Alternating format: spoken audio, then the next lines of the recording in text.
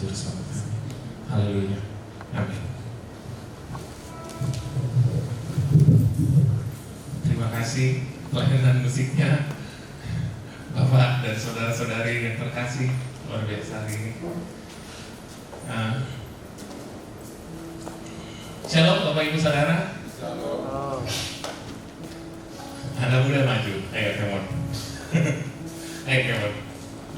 Di depan harus mendengar. Ayo adik, kemon. Di depan dia. Nah, terima kasih Om Doni, Tante Lance yang terkasih. Hari ini dadakan sekali saya baru tahu hari Minggu. Oh hari Senin, saya langsung mendengar. Aduh Om, tidak siap Om. Saya pikir saya melayani apa? Dia bilang, jadi siap ya melayani. Oke Om, melayani apa Om? Drum ya? Oh bukan, sharing. Oke. Ini saya tidak biasa. Biasanya kalau di depan anak-anak muda itu sudah seperti keluarga ya. Biasa saya nggak apa-apa. Saya kadang doa saja itu kadang gemetaran loh. Saya turun itu gemetaran. Aduh ini memang kalau kita lihat, tapi kita di sini adalah keluarga. Kita semua keluarga di dalam Tuhan. Nah, satu hal yang saya mau sharing hari ini mungkin nggak panjang.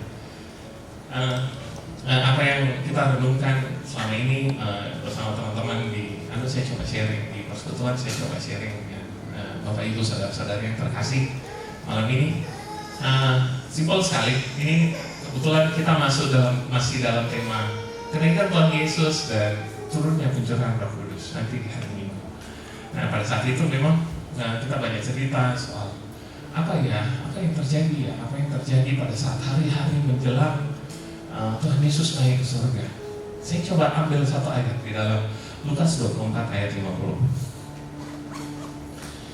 Lukas 24 ayat yang ke-50. Ini ayat yang paling terakhir dari kitab Lukas, mengisahkan bagaimana saat-saat terakhir Yesus setelah terangkat ke surga. Kita harus mungkin kita punya pemahaman yang full, mungkin tidak dari segi kita saja, tapi mungkin saya mau coba lihat dari sisinya Yesus. Apa yang terjadi ketika dia naik ke surga? Kalau dari kita sudah jelas, kita butuh Roh Kudus. Tuhan menyediakan tempat bagi kita. Adalah baik dia pergi ke atas supaya Roh Kudus turun. Itu sudah jelas. Nah, di sini saya coba lihat bahwa attitude murid-muridnya itu pada saat itu berubah. Saya coba bacakan Lukas 24 ayat yang ke-50. Lalu Yesus membawa mereka keluar kota sampai dekat Betania. Di situ ia mengangkat tangannya dan memberkati mereka. Dan ketika ia sedang memberkati mereka, nah ini kelihatan Tuhan polanya sama seperti Kejadian 1 ayat 26 dan 27-28. Sebelum Yesus memberikan mandat, sebelum Tuhan memberikan mandat kepada manusia, kepada Adam, Yesus pun begitu. Dia memberkati. Saya percaya Tuhan kita adalah Tuhan yang memberkati. Amin. Tuhan kita itu suka memberkati kita. Dia bilang seperti ini. Dan ketika ia sedang memberkati mereka, ia berpisah dari mereka dan terangkat ke surga. Mereka sujud menyembah kepadanya. Lalu mereka pulang ke Yerusalem dengan sangat bersuka cita. Mereka senantiasa berada di dalam bait Allah dan memuliakan Allah. Nah, narasi terbesar di dalam Alkitab itu dari Kejadian sampai Wahyu itu adalah Tuhan itu Tuhan itu adalah raja. Tuhan itu adalah raja dari sebuah kerajaan yang tidak tergoncangkan. Itu sudah pasti. Kita bisa lihat, baca dari Kejadian sampai Wahyu, mereka selalu berbicara satu hal yang sama, yaitu mengenai kerajaan. Nah, kenapa Yesus harus naik? Itu kadang kita bertanya-tanya, kenapa ya dia tidak tinggal dengan kita? Kenapa ya Yesus tidak tinggal dengan kita? Dan kayaknya Yesus bagus deh kalau ada satu orang pemimpin yang tetap ada di dalam dunia ini, dan kayaknya kalau ada Yesus itu semua masalah selesai ya. Anggur ada, orang buta sembuh, lumpuh berjalan. Bagusnya itu kalau Yesus ada. Ya memang itu yang kita rindukan ya. Sampai saat ini kita menunggu kedatangan Yesus datang kedua kali. Bahkan murid-muridnya pun kalau kita baca di Yohanes 13 sampai Yohanes 16, pasal 16, saya agak cepat ya, karena saya ingin kita bicara dengan pemimpin yang semua baca Alkitab jadi ngerti pasal-pasalnya dan bagaimana kita bisa baca terlalu banyak. Yohanes 13 sampai Yohanes 16 murid-murid itu bersedih. Aduh, Rabi, Guru, Yesus, kenapa kau mau pergi?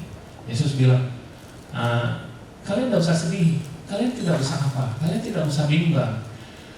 Saya tidak akan membiarkanmu menjadi seorang yatim piatu. Saya akan mengutus roh yang lain. Tapi mereka sedang sedih pada saat itu. Bahkan ketika mereka Yesus disalib, mereka itu down sekali loh. Mereka terpencar-pencar. Ada yang kembali jadi nelayan, ada yang kembali jadi anak. Singkat cerita bahwa pemberitaan Roh Kudus pun itu tidak akan membuat orang hatinya menjadi berubah, bersukacita. Coba lihat, perhatikan. Apa yang membuat reaksinya mereka berubah? Wah, bersukacita. Kita coba lihat. Kisah Rasul 1 ayat 3. Karena yang saya percaya, iman itu timbul dari pendengaran akan firman Tuhan. Kalau murid-muridnya belum pernah mendengar sesuatu dan dijelaskan sesuatu, mereka pasti nggak mengerti. Karena nggak ngerti, tidak timbul iman. Makanya mereka sedih. Kita coba lihat di Yohanes 1 ayat 3. Kisah Rasul 1 ayat 3. Saya coba bacakan. Kepada mereka, ia menunjukkan dirinya setelah penderitaannya selesai. Setelah dia disalib dan dia bangkit, Yesus menunjukkan diri. Dan dengan banyak tanda, ia membuktikan bahwa ia hidup. Sebab selama 40 hari sebelum dia naik, berulang-ulang dia memberitakan tentang satu hal dan berbicara kepada mereka tentang kerajaan Allah. Yesus itu suka gitu. Dia ngomong sama orang, murid-muridnya, dan orang banyak pakai perumpamaan. Banyak orang akhirnya nggak ngerti. Dia bicara pada muridnya, kasih pewahyuan. Dia jelaskan pada murid-muridnya. Dia berulang-ulang menampakkan diri dan berbicara mengenai satu hal, mengenai kerajaan Allah.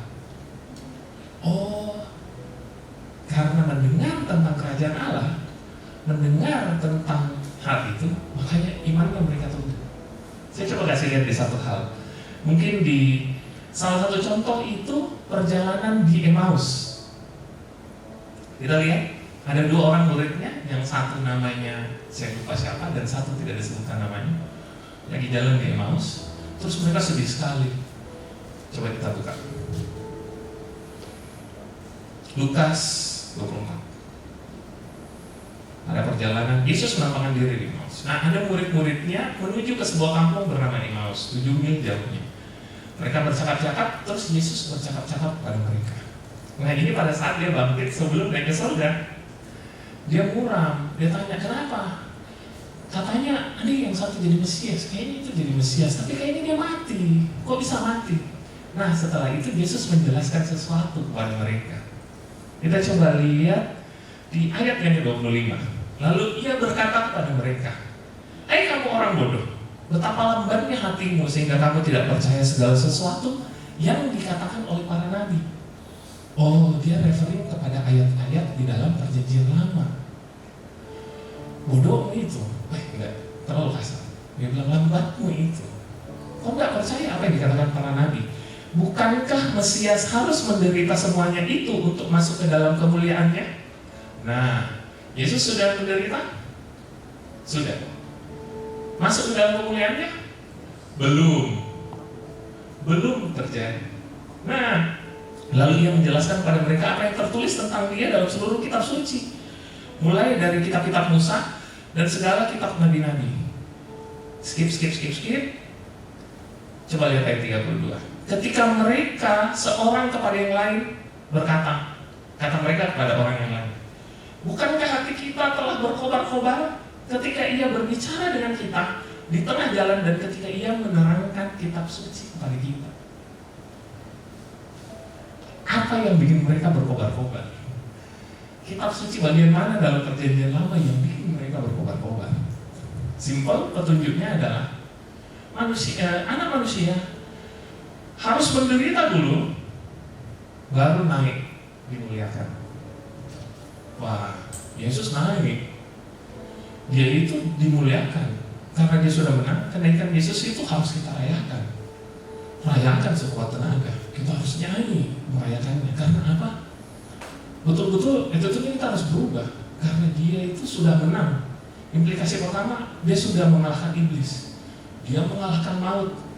Iblis terbukti bersalah. Dia mengalahkan dosa.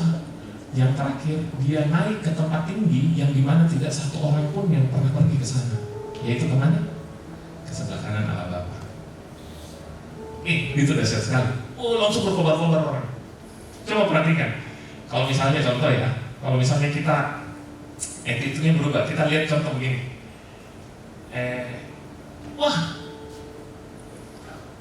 Presiden nah ini, andalan itu, kita senang sekali ya. Ada yang baru-baru Piala Champion. Real Madrid. Yesus menang. Yesus ditinggikan.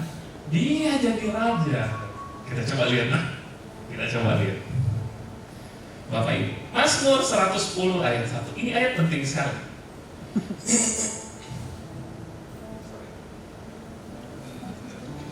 Mazmur 110 ayat 1.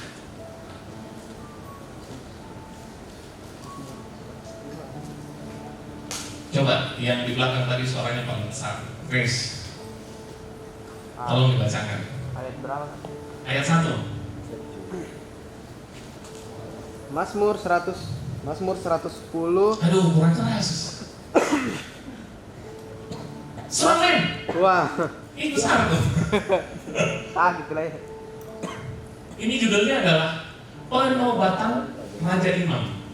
Kalau dalam bahasa aslinya dikatakan judulnya aslinya adalah Penobatan Anak Allah, Penobatan Mesias. Gimana? Mazmur 110 ayat 1. Penobatan Raja Imam, Mazmur Daud. Demikianlah firman Tuhan kepada Tuanku, duduklah di sebelah kananku sampai kubuat musuh-musuhmu menjadi tumpuan kakimu. Next. Tongkat kekuatanmu akan diulurkan Tuhan dari Sion. Memerintahlah di antara musuh-musuhmu. Jadi kata-kata ini sebenarnya gini. Kalau kata Tuhan kita lihat Tuhan huruf besar semua, itu bahasa aslinya JHVH. Orang Israel tidak mau sebut. Jadinya kalau mereka tanya di jidatnya itu ada kotak-kotak begitu.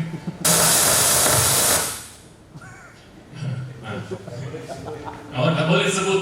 Biasa kita balik, coba sebut namanya. Dia nggak mau. Itu shape nama. The name. Jadi bahaya ngeri. Oke. Demikianlah firman Tuhan kepada Tuhan. Nah, kata Tuhanku di situ sebenarnya Elohim. Dikatakan, duduklah di sebelah kananku sampai kubuat musuh-musuhmu menjadi tumpuan kakimu. Duduk di sebelah kananku. Orang Yahudi, orang Israel bilang, tidak, itu bicara soal Daud. Itu bukan bicara soal Yesus. Nah, Yesus itu kadang pernah dicerita gini sama orang Israel, sama ahli Taurat orang Farisi. Jadi kalau misalnya Mesias itu adalah anak Daud, kenapa Daud menyebut dia Tuanku? Ada pernah dia bilang gitu ya, kan? Saya lupa di ayat berapa, ya harus berapa gitu. Nah, ini ayat adalah ayat yang paling banyak dikutip dalam Perjanjian Baru. Kita coba bisa lihat dalam sini ada tanda petiknya. Kita bisa lihat itu banyak sekali. Ada di Matius, Markus, Kolose, Ibrani, itu banyak sekali dikutip. Karena memang ayat ini amat sangat penting mengenai prosesnya Mesias secara full itu. Bukan saja dia menderita. Kalau kita baca di Yesaya 53, dia bukan saja hamba yang menderita, tapi dia diangkat, ditinggikan sampai ke langit yang dimana manusia tidak pernah capai. Gitu. Nah, kita coba lihat ya. Apakah itu memang betul yang diberitakan? Masa sih kata ini ngayal kayaknya, menghubung-hubungkan ayat. Oke, kita coba buka dalam Kisah Rasul 2 ayat yang ke-32.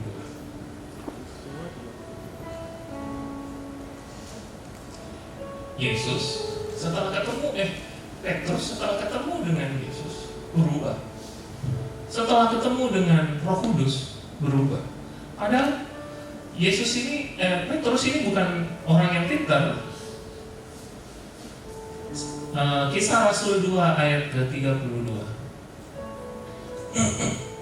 Jadi Petrus setelah terima Roh Kudus dia sudah mendapatkan pewahyuan dari Yesus sebelum dia naik. 10 hari setelah itu, dia terima Roh Kudus, dia berkhotbah. Dia mengerti dengan pemahaman yang baru bahwa sebenarnya ini yang dia katakan, Yesus inilah yang dibangkitkan Allah, dan tentang itu kami semua adalah saksi. Betul, dia lihat. Dan sesudah ia ditinggikan oleh tangan kanan Allah, menerima Roh Kudus yang dijanjikan itu, maka dicurahkannya apa yang kamu lihat dan kamu dengar ini. Nah, ayat 34. Sebab bukan Daud yang naik ke sorga, malahan Daud sendiri berkata, Tuhan telah berfirman kepada Tuanku, duduklah di sebelah kananku sampai kubuat musuh-musuhmu menjadi tumpuan kakimu. Jadi seluruh kaum Israel harus tahu dengan pasti bahwa Allah telah membuat Yesus yang kamu salibkan itu menjadi Tuhan dan Kristus. Kata Tuhan dan Kristus ini panjang penjelasannya, kita simpan saja dulu karena mungkin 3 jam. Tapi betul bahwa Yesus itu dimuliakan. Beritanya adalah Yesus jadi raja. Ada pemerintahan baru yang sekarang berdaulat semenjak Yesus naik ke surga. Lihat, ketika kamu mendengar hal itu, lihat di ayat 37. Ketika mereka mendengar hal itu, hati mereka sangat terharu. Wah, keren sekali. Lalu mereka bertanya kepada Petrus, rasul-rasul yang lain, apa yang harus kami perbuat, saudara-saudara? Memangnya ternyata pemberitaan mengenai Yesus itu adalah raja yang memerintah. Itu yang bikin kita berkobar-kobar. Itu yang bikin kita bersukacita. Oh, Yesus berdaulat. Coba lihat di Mazmur. Tuhan berkuasa. Tuhan berkuasa. Ada lagu selama minggu ya, bumi bersuka. Itu betul sekali. Kalau God reign, Tuhan berdaulat, Tuhan berkuasa, Tuhan memerintah, bumi bersorak-sorak. Itu betul sekali. Pemahamannya harus sampai ke kita. Tuhan berdaulat atas segala sesuatu. Yesus sudah menjadi raja di atas segala raja. Dia ditinggikan sampai di tempat-tempat di mana manusia belum pernah mencapainya. Bayangkan, kita kalau lihat presiden, pemilihan presiden, quick count, itu kita dulu di depan TV. Wih, Pak Joko naik. Ini ceritanya, kalau yang si Jayan tidak naik. Saya tidak bisa politik, skip. Jadi memang, jadi kita pasti rasa, wah, Jepang ini kita menang, raja ini kita naik, dia berkuasa, dia yang paling hebat, dia yang paling luar biasa. Nah, coba angkat dulu.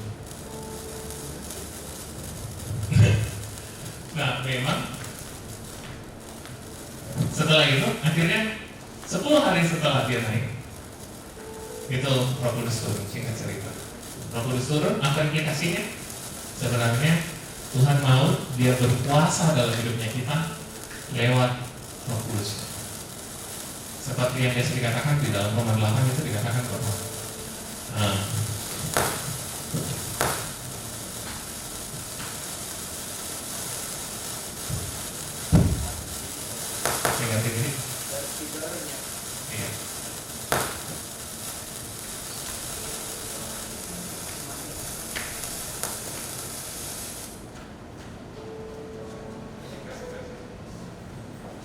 tidak apa-apa. Oke.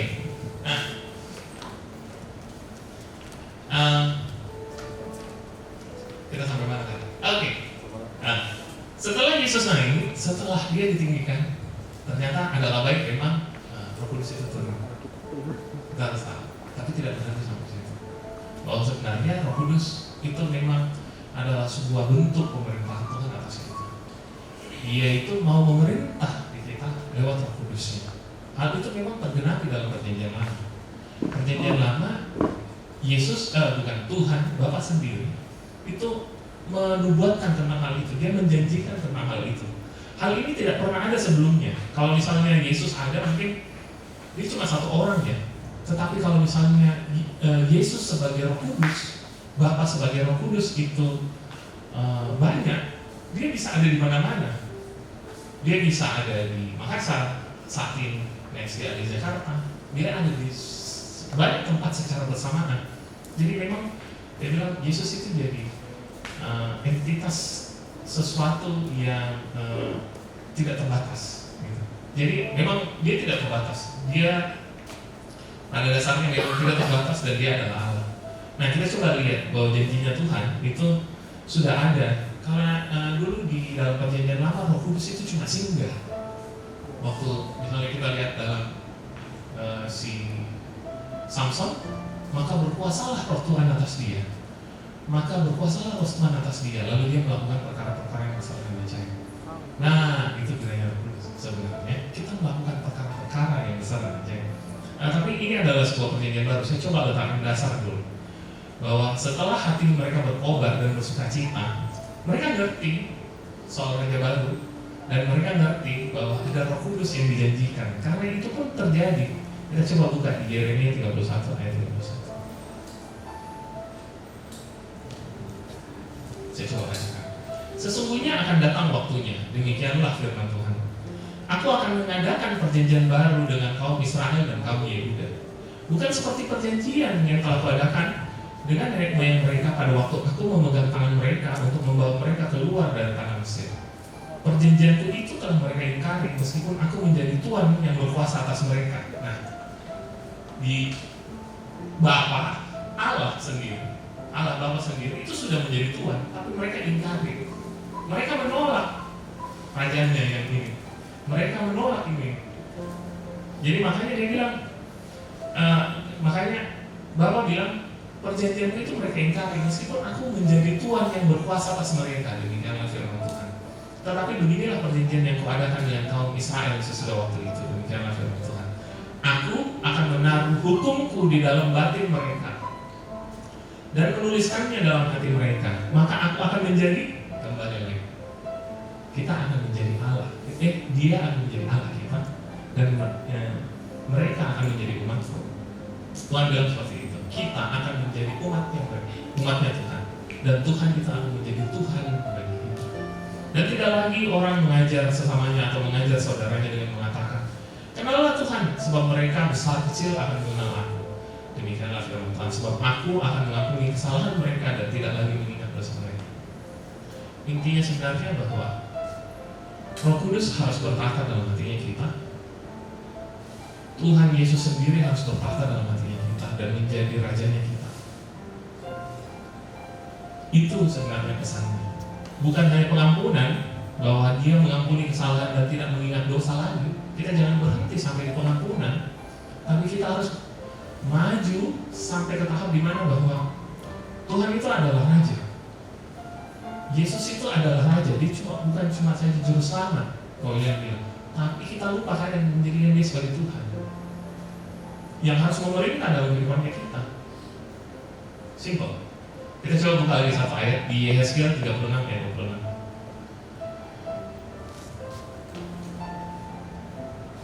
Yehezkiel 36 ayat yang ke-26.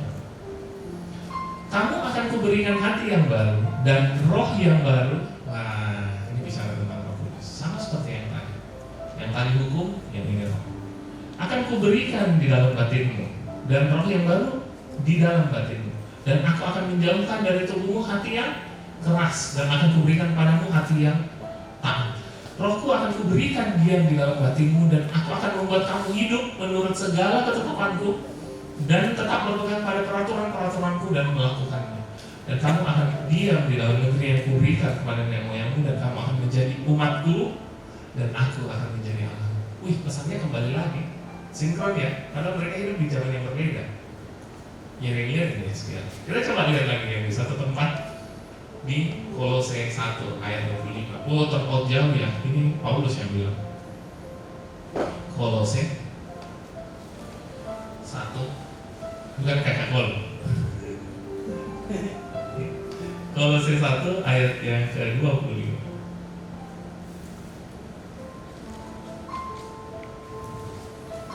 Aku telah menjadi pelayan jemaat itu sesuai dengan tugas yang dipercayakan Allah kepadaku untuk meneruskan firman-Nya dengan sepenuhnya kepada kamu, yaitu rahasia yang tersembunyi dari abad ke abad dan dari turunan ke turunan, tetapi yang sekarang dinyatakan kepada orang-orang kudus. Kepada Allah, kepada mereka Allah mau memberitahukan betapa kaya dan mulianya rahasia itu. Hanya sedikit yang dikatakan di dalam Alkitab itu adalah sebuah rahasia. Kalau kita lihat di dalam Matius 13, rahasia itu adalah mengenai kerajaan Allah. Kepadamu diberi karunia untuk mengerti rahasia kerajaan Allah. Nah, saya berdoa kasih karunia Tuhan juga turun di sini. Kepada mereka Allah mau memberitahukan betapa kaya dan mulianya rahasia itu di antara bangsa-bangsa lain, yaitu Kristus ada di tengah-tengah kamu. Kristus yang adalah pengharapan akan kemuliaan. Bahasa Indonesianya agak diterjemahkan salah. Di tengah-tengah kamu. Kesannya itu kayak kita lagi ngumpul di sini, dia ada di tengah sini ya. Kalau kita lihat dalam bahasa Inggris aslinya, Christ within you. Kristus itu ada di dalammu. Ayo. Kita harus berubah dong mentalitasnya kita. Jangan kita berdoa atau menyembah seakan-akan kita panggil Yesus itu jauh. Berarti ada di dalam. Siapa percaya ada Roh Kudus di dalam hatinya? Amin. Amin. Yes, ada. Betul, serius. Ini yang coba ditutup-tutupi. Agama sekarang mengajarkan bahwa kamu harus cari Tuhan di gunung ini. Di jam segini, hari ini, pahalanya double. Atau misalnya, itu agama. Kamu harus berdoa sampai taraf tertentu supaya Tuhan mendengarkan. No, dia dekat sekali dengan kita. Dia mau berdiam di dalam hati kita. Makanya dia disebut Immanuel, Tuhan beserta dengan kita. Coba kita lihat, coba kita lihat. Kita coba lihat. Nah, ini tidak pernah terjadi di zaman-zaman sebelumnya. Makanya dibilang tersembunyi berabad-abad. Kalau misalnya kita lihat nanti contoh kita sampai waktu kita kembali kepada Tuhan, kita ketemu dengan Daud, mungkin kita bilang, "Woi Dev, cerita dulu ya, selfie gitu ya. Cerita dulu ya, bagaimana kau mengalahkan Goliat. Cerita dulu ya, bagaimana kau ngintip mandi Betseba." Oh tidak, itu tahu, hati-hati. Cerita dulu ya, Elisa, bagaimana kau bantai itu Nabi Baal. Cerita dong sama kita bagaimana. Nah, kalau kita tanya begitu mereka akan tanya ke kita begini. Cerita dulu ya, bagaimana rasanya itu Roh Kudus berdiam dalam hati kalian. Itu luar biasa. Begitu tidak kok, saya akan melakukan jauh yang lebih besar. Tengok, kita lupa, kita tidak sadar akan hal ini. Dia mau memerintah dalam kehidupan kita. Dinamika kehendaknya itu mau terlaksana di muka bumi ini lewat kita. Kalau dia hanya sebagai Yesus saja, dia terbatas, dia cuma ada di Galilea. Orang mungkin bisa disalibkan. Perhatikan di Roma 8, dikatakan anak-anak Allah adalah orang yang dituntun oleh Roh Allah. Setiap kita adalah anak Allah. Yud, namanya Hudios, anak-anak Allah. Oh ya, keren sekali. Pantekosta sebenarnya sertijab ya, serah terima jabatan. Betul tidak? Raja nih ya. Mari ini para konco-koncoku ini yang di bawah. Saya nepotisme dulu. Saya mau kasih kuasa ke mereka. Simpel. Berarti kan kalau misalnya presiden yang naik atau gubernur yang naik, ayo sini, kamu ini dulu ketua humasku, atau kamu dulu ini ketua bagian kampanye. Sini, kita bagi-bagi jabatan. Nah, Yesus itu begitu sebenarnya. Waktu dia ditinggikan, dia mau ada agen-agen perubahan di muka bumi. Kita orang-orang anak-anaknya yang dipimpin oleh Roh Kudus. Kita diberi kuasa untuk menjadi anak-anak Allah. Kita kadang lupa. Ya itulah. Kita coba lihat ya. Di Matius 28. Amanat Agung. Tadi kita lupa. Matius 28 ayat ke-18. Ini Yesus sendiri yang bilang. Coba kita lihat dari sudut pandang yang lain. Yesus mendekati mereka dan berkata, Kepadaku telah diberikan segala kuasa di sorga dan di bumi. Betul tidak? Oh, dia sudah menang. Dia jadi raja, melintasi segalanya. Kekuasaan sudah ada di dia. Iblis sudah dikalahkan, maut sudah dikalahkan, dosa sudah dihancurkan. Selesai. Dia naik, dia dimuliakan. Betul tidak? Sudah diserahkan, betul? Dia ada di sebelah kanannya Allah Bapa kok. Bapa itu Yesus, gitu ceritanya gitu. Ceritanya orang yang duduk di sebelah kanan itu kan orang yang jadi tangan kanannya. Ceritanya seperti itu. Karena itu akhirnya ada perintah pada kita. Pergilah, jadikanlah semua bangsa muridku. Betul? Baptislah mereka dalam nama Bapa, Anak, dan Roh Kudus. Dan ajarlah mereka melakukan segala sesuatu yang kuperintahkan kepadamu. Dan ketahuilah, aku menyertai kamu. Menyertai itu berdiam di dalam kita. Simpel. Berdiam di dalam kita. Kita lupa. Kayaknya kita cari-cari hadirat Tuhan di mana gitu ya. Pergilah, jadikan semua bangsa murid.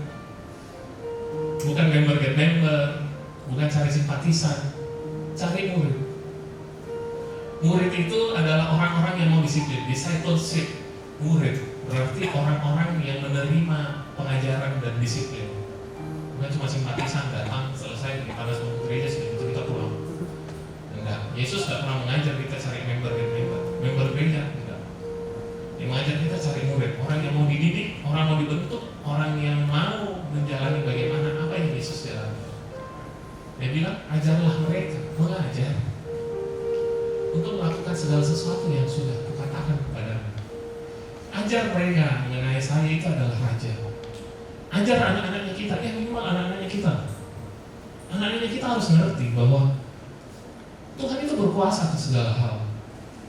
Dan kita ini adalah orang-orang suruhannya. Kita adalah hamba-hamba. Bagaimana guys? Tugas kita bukan yang aneh-aneh. Tidak jauh-jauh. Orang terdekatnya kita harus dimuridkan.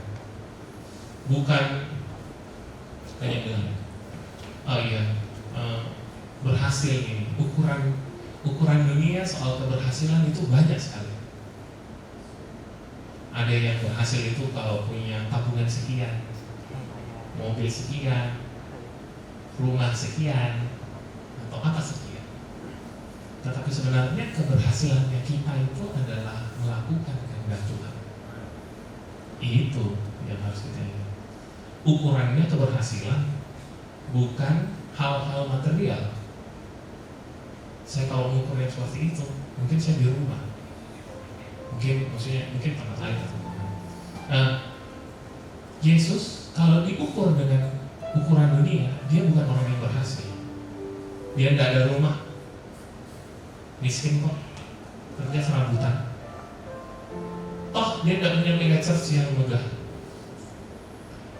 Muridnya cuma 12. Karena gitu jadi berapa nih kau punya anak rohani? Anak rohaniku 30. Bisa bilang hebat kok, hebat. Yesus saja 12. Wong satu salibkan dia kok. Jangan-jangan nanti kalau juga disalibkan sama kalian. Makanya kalau harus punya murid kan. Kalau harus punya murid. Tidak peduli, tidak penting soal kuantiti. Yang penting kualitas. Anak muda, mending punya 12 jenderal daripada 2.000 orang anak-anak rohani. Ya kalau mencret saja, kakak tolong saya mencret. Nah, kualitas harus kita kejar. Kita harus jadi orang kualitas, excellent. Anak-anak, coba perhatikan.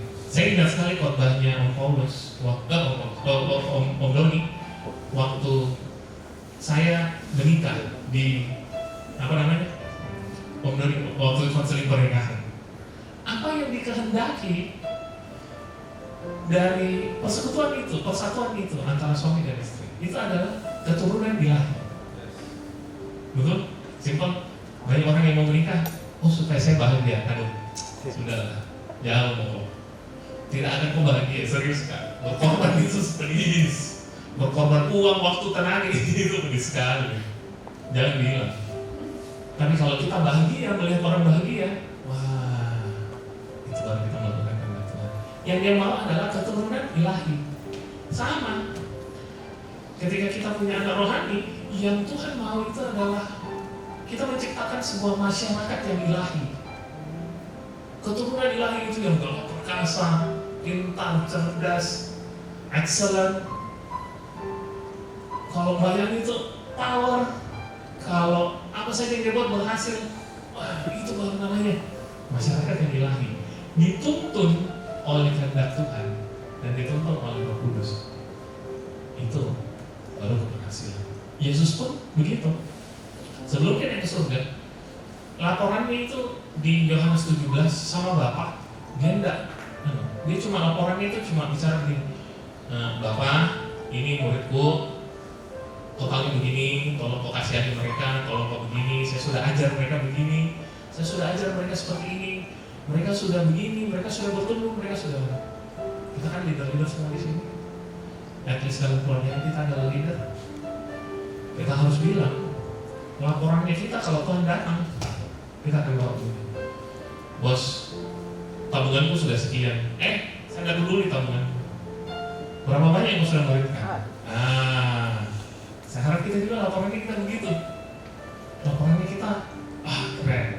Ini bagus. Ayo masuk. Oleh satu, bos, saya sudah punya Lamborghini. Saya sudah punya parah ya lo. Sudahlah. Oh, nggak terima mahkota saja. Sehingga cerita bahwa sebenarnya kita harus melihat hal itu. Kita harus seperti Yesus itu. Kita harus melakukan apa yang dia kerjakan. Roh Kudus itu bukan serta-merta hanya untuk kepentingannya kita saja. Karena Roh Kudus kita jadikan sebagai pelayannya kita. Padahal sentralitasnya bukan kita, sentralitasnya adalah Dia sebagai Tuhan yang berkuasa. Dia mau menuntun kita. Kalau kita kadang lihat orang, misalnya contoh orang sakit, kalau tidak digerakkan untuk berdoa, ya kita nggak perlu berdoa.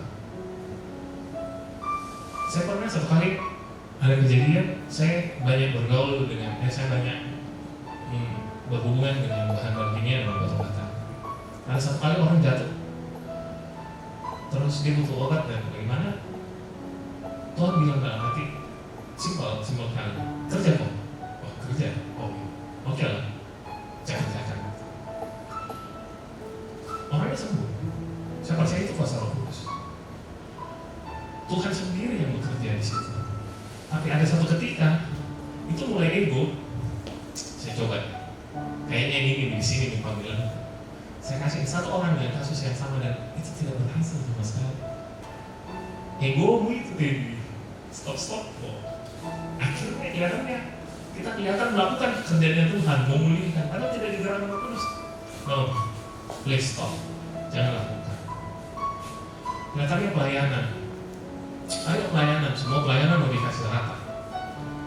Tapi kalau tidak digerakkan Tuhan ya jangan melayani. Pernah satu kali dipanggil bahwa ayo melayani orang narkoba di rehabilitasi A, B, C. Tuhan tidak gerakkan ya, saya akan bilang bahwa iya. Saya bilang saya urus anak-anak. Saya tidak. Nah, karena kita harus peka dengan Tuhan. Kita harus memang menjadikan Dia yang berkuasa, bukan kita yang mau berdoa ini, Tuhan saya mau berdoa ini. Kalau saya berdoa dengan Quran itu saya sudah 3 jam ini ngejreng tak gitu, sembuh. Harusnya begitu. Itu kadang kita kita lupa bahwa Tuhan itu mau berkuasa di kita. Kita mengerjakan apa yang Dia suruh, bukan Roh Kudus itu seperti ini.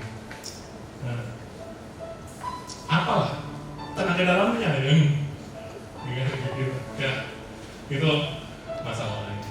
Nah, yang saya mau bilang saat ini penekanannya Roh Kudus ditaruh di kita untuk kita menjalankan kehendak Tuhan. Pemerintahannya mau ada di setiap hatinya kita.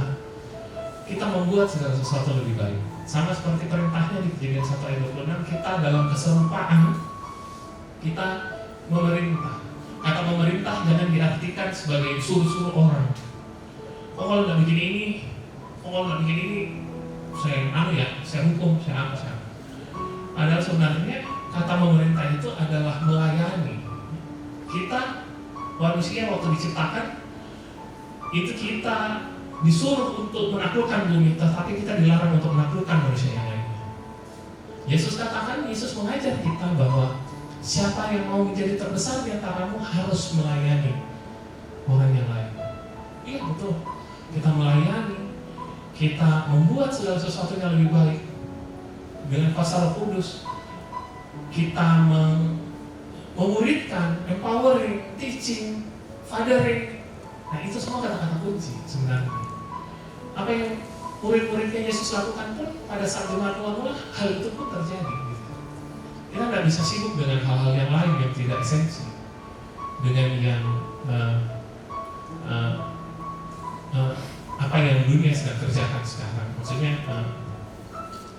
dunia sekarang mengarahkan kita bahwa kamu harus gini, kamu harus gitu, tidak. Tapi kita harus ikut tuntunan Roh Kudus. Kita mengerjakan apa yang dikerjakan.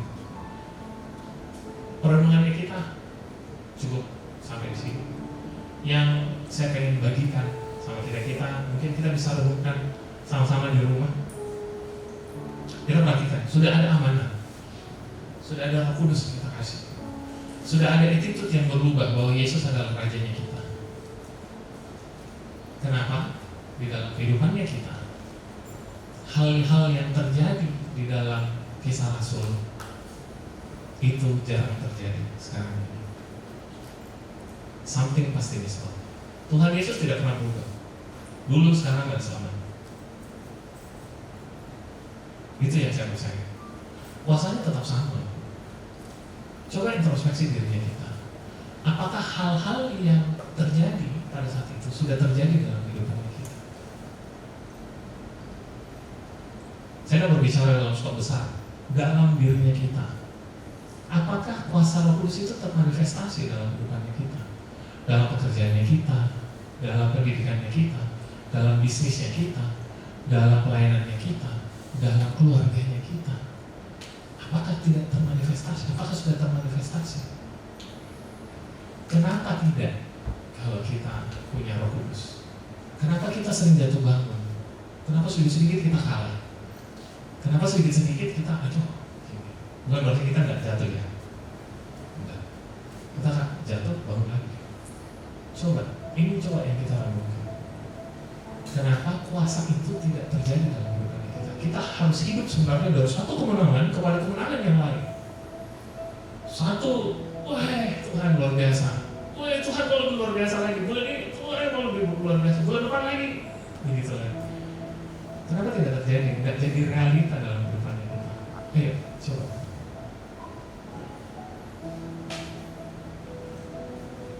Apa yang salah? Ya sudah pasti kita yang salah dong. Apakah sikapnya kita? Pengertiannya kita? Ataukah ada sesuatu yang harus kita serahkan supaya dia bisa termanifestasi? Egonya kita, kebanggaannya kita, kemalasannya kita, kebodohannya kita, keignoransinya kita, kemasa bodohannya kita.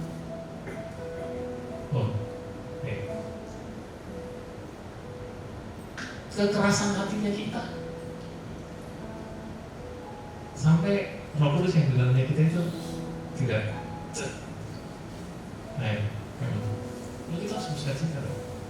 Yesus Raja, terserah dia mau bikin apa sesuka hatinya, kehendaknya. Sembuh-sembuh, jalan-jalan, diberkati. Pulih-pulih, apa saja. Pintar, hikmat, benar. Itu semoga telapak tangan. Kalau Raja berfirman, jadi undang-undang, selesai jadi. Sekarang jadi pertanyaan. Mari kita introspeksi. Sekian sharing dari saya. Semoga itu memberkati. Dan Yesus memberkati. Saya kembalikan.